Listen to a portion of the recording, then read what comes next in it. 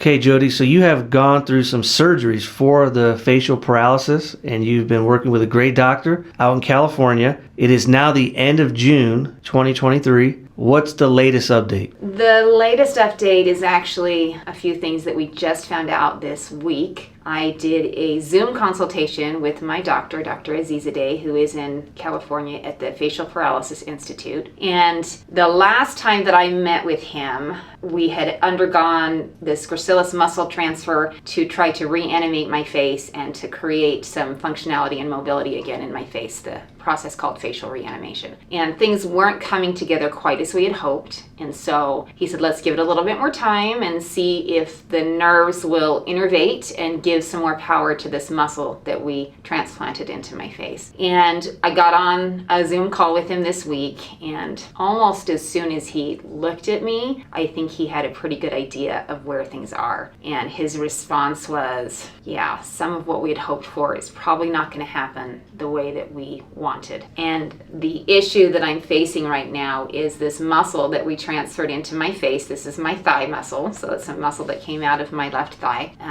The nerve has not innervated all of the way, and the muscle is not getting the kind of movement. While I have some restored functionality, only when I bite down can I move this muscle. And because I have so little movement of the muscle, it's not getting exercised enough, so it's atrophying. And as part of the atrophying process, it's losing tone and it's starting to kind of slide down off my face, simply because it's just not getting exercised. And that creates things aesthetically, but far more than aesthetically is the functionality. It's very big and bulky in my mouth, which means the inside of my mouth is cut up all of the time because the muscle is too big, and without knowing what's going on because I can't feel it, the inside of my mouth is getting cut up all the time. I'm still struggling with keeping food in my mouth and fluids and with the swallowing a little bit. But the thing that's the biggest detriment right now is that as this is being pulled down, what it's doing is it's actually pulling my eyelid down. And because I don't have a blink to begin with, I have no closure at all because this part is down, the top part can't close enough, and so it's causing major problems with my eye. So my eye is constantly dry, it's full of junk, there's debris in it, it's itchy, it's painful. I wake up every morning and go through a 15-minute process just to clear all of the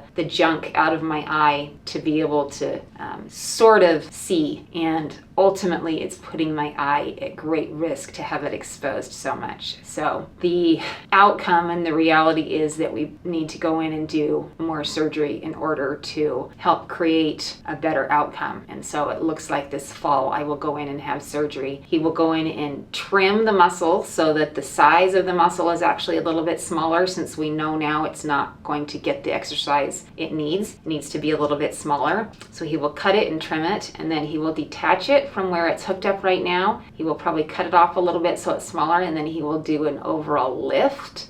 And as he does that lift, it will serve several purposes. It will help look physically better. The symmetry will be better, but the more important thing is it will create a little bit more functionality. And as it lifts, it will help keep that lower lid of my eye so that it is in place and it gives more protection to my eye. And then during the same procedure, he will take a fat graft. He'll take fat probably from my leg or something, and then implant it into my eyelid to make the top part of the eyelid heavier so it will close a little bit better and fill in some of the hollowness. So if he raises this so that the bottom lid comes up and the top lid comes down, I should have better functionality and be able to better protect that eye. So I have very mixed feelings. I know that this is a process that we need to go through. I know it will help. I truly believe that it will make a difference. I think I'm still processing the fact that it means that some of the other procedures that we had such high hopes for, that we're not going to get those results that we had wanted, or at least not to the extent that we had wanted them. And then I'm just trying to also buoy myself up for the fact that